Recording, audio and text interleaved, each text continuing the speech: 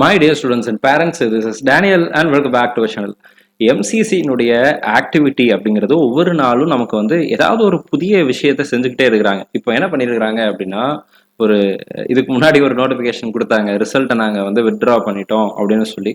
இதுக்கப்புறம் என்ன சொல்லியிருக்காங்க, இல்லை இல்லை எல்லா கோட்டையும் அழிங்க, நாங்கள் ஃபர்ஸ்ட்ல இருந்து திரும்பவும் சாப்பிட்றோம் அப்படின்னு சொல்லிட்டு திரும்பவும் இல்லை காலையில் நாங்கள் விட்ட அதே ரிசல்ட் தான் ஃபைனல் ரிசல்ட், எந்த விஷயத்தையும் நாங்கள் மாற்றலை அப்படின்னு சொல்லியிருக்காங்க. So the result remains unchanged. So reporting as usual the same date, அதே டைம் பீரியடில் 25th நீங்கள் போய் அந்த கல்லூரியில் சேர்ந்து கொள்ளலாம் அப்படின்னு சொல்லியிருக்கிறாங்க. ஸோ இதை நம்ம எப்படி எடுத்துக்கிறது அப்படின்னு தெரியல, ஆனால் டென்ஷனை குறைச்சிருக்கு அப்படின்னு சொல்லி நம்ம எடுத்துக்கலாம். ஆனால் ஓவராலாக இந்த கவுன்சிலிங் ப்ராசஸை பொறுத்த வரைக்கும் எம்சிசி தரப்புலேருந்து ஒரு நிலையான ஒரு முடிவுகளை அவங்களால எடுக்கவே முடியல. எதுவாக இருந்தாலும் சரி, ஆரம்பத்திலிருந்து என்ஆர்ஐக்கு டேட்டை ஃபிக்ஸ் பண்ணுறதுலேருந்து அல்லது இந்த கவுன்சிலிங் ரிசல்ட் ரிலீஸ் பண்ணுற வரைக்கும் எதிரியுமே ஒரு ஸ்திரத்தன்மை இல்லாத ஒரு கவுன்சிலிங்காக தான் இந்த இடத்துல பார்க்குறேன். இதை இன்னும் சொல்லப்போனால் மாணவர்களுடைய வழிகளோட விளையாட்டு கொண்டிருக்கிற ஒரு கவுன்சிலிங்காக தான் இந்த கவுன்சிலிங் அப்படிங்கிறது இருக்குது. எத்தனை எக்ஸ்டென்ஷன், 14 முறை ஒரு கவுன்சிலிங் எக்ஸ்டென்ட் பண்ணிகிட்டே வந்து கடைசியில் நாங்கள் ரிசல்ட்டை வித்ட்ரா பண்ணிட்டோம் அப்படின்னு ஒரு நோட்டிஃபிகேஷனை கொடுத்துட்டு, இல்லைப்பா நாங்கள் வித்ட்ராலாம் பண்ணலை, அதே தான் ஃபைனல் ரிசல்ட் அப்படின்னு சொல்கிறது.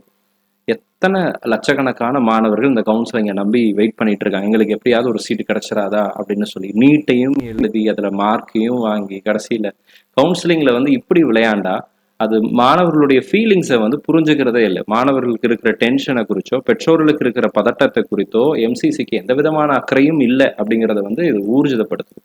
இன்னைக்கு இதே 18ஆம் தேதி இப்போ ரீசெண்டாக 7:30 மணிக்கு வந்த ஒரு நோட்டிஃபிகேஷன், அர்ஜென்ட் அட்டென்ஷன் கேண்டிடேட்ஸ் அப்படின்னு சொல்லி அர்ஜென்ட் அட்டென்ஷன் அப்படின்லாம் நல்லா தான் ஆரம்பிக்கிறாங்க.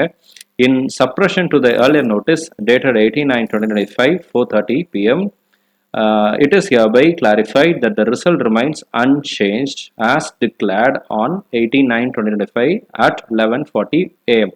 Hence the candidates are advised to download the allotment letter and proceed for reporting as per schedule without any change அப்படின்னு சொல்லிட்டாங்க.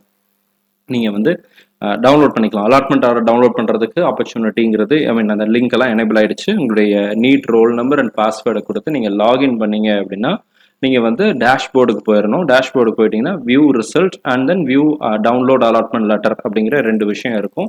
அதில் நீங்கள் அலாட்மெண்ட் லெட்டரை நீங்கள் டவுன்லோட் பண்ணிக்கலாம். டவுன்லோட் பண்ணதுக்கப்புறம் அதுலேயே நோடல் ஆஃபீஸர் நம்பர் அப்படின்னு சொல்லி ஒன்று கொடுத்துருப்பாங்க. அந்த நோடல் ஆஃபீஸர் நம்பருக்கு உங்களுக்கு எந்த காலேஜ் கிடைச்சிருக்கோ அந்த காலேஜினுடைய அட்மிஷன் நோடல் ஆஃபீஸர்னுடைய நம்பர் இருக்கும். அந்த நம்பருக்கு நாளைக்கு காலையில் ஒர்க்கிங் டைமில் கால் பண்ணுங்கள். அவங்க கண்டிப்பாக உங்களுக்குரிய டீட்டெயில்ஸ் எல்லாம் கொடுப்பாங்க. காலேஜ் எப்போ ஆரம்பிக்க போகிறாங்க, நாங்கள் எப்போ வந்து ரிப்போர்ட் பண்ணணும், பேமெண்ட் மோட் ஆஃப் பேமெண்ட் எப்படி இருக்குது, இது எல்லாத்தையும் கேட்டு தெளிவுபடுத்திக்கோங்க. எனக்கு இருக்கிற ஒரு கேள்வி என்னென்னா, ஃபர்ஸ்ட் ரவுண்ட்லேயே அனந்த்நாக் கவர்மெண்ட் மெடிக்கல் காலேஜ் அனந்த்நாக்ல 30 சீட் இருந்துச்சுங்க. இந்த 30 சீட்டுக்கும் சீட்டை அலாட் பண்ணிட்டு ரிசல்ட் எல்லாம் விட்டு ஃபர்ஸ்ட் ரவுண்டில் நிறைய பேர் ரிப்போர்ட் பண்ணாங்க, சில பேர் ரிப்போர்ட் பண்ணல. ஃப்ரீ எக்ஸில் நிறைய சீட் வந்துச்சு. செகண்ட் ரவுண்டில் நம்பர் ஆஃப் சீட்ஸ் அடிஷ்னலாக இன்க்ரீஸ் பண்ணியிருக்கிறாங்க. இந்த மாதிரி நிறைய குளறுபடிகளோட தான் முதல் சுற்றினுடைய முடிவுகள் அப்படிங்கிறது இருந்துச்சு. செகண்ட் ரவுண்டில் இவங்க தான் சொன்னாங்க, ஒரு கவர்மெண்ட் காலேஜ் வந்து 2 தடவை சீட்டை கொடுத்துட்டாங்க அப்படின்னு சொல்லி, அதனால நாங்கள் அதை மாற்றுறோம் அப்படின்னு சொன்னாங்க. இப்போ அந்த காலேஜ் உண்மையாகவே எதுவும் மாற்றலையா அல்லது எந்த தப்புமே நடக்கலையா அப்படிங்கிறது எல்லாமே வந்து புரியாத புதிராக தான் இருக்கு. ஒரு பெரிய குழப்பத்தை தான் எம்சிசி ஏற்படுத்தி இருக்கிறாங்க. பட் இப்போதைக்கு அஃபீஷியலான எம்சிசியினுடைய அஃபீஷியல் ஸ்டாண்ட் என்னன்னா, நாங்கள் எதையும் மாற்றலை, ரிசல்ட் ஃபைனல் ரிசல்ட் காலையில் விட்டு அதே ரிசல்ட் தான், நீங்கள் வந்து அலாட்மெண்ட் ஆர்டரை டவுன்லோட் பண்ணிட்டு காலேஜில் ரிப்போர்ட் பண்ணிக்கலாம் அப்படின்னு சொல்லியிருக்கிறாங்க. ஸோ நீங்கள் உங்களுடைய காலேஜுக்கு கால் பண்ணி கேட்டுட்டு அட்மிஷன் ப்ராசஸ் அப்படிங்கிறத செய்து கொள்ளுங்க. இதில் வேற எந்த சேஞ்சஸும் இருக்காதுன்னு நம்புகிறேன். வேறு ஏதாவது சேஞ்சஸ் இருந்துச்சு அப்படின்னா, எம்சிசி தரப்புலேருந்து ஏதாவது அப்டேட் வந்துச்சு அப்படின்னா கண்டிப்பாக நான் அதை பதிவு செய்கிறேன்.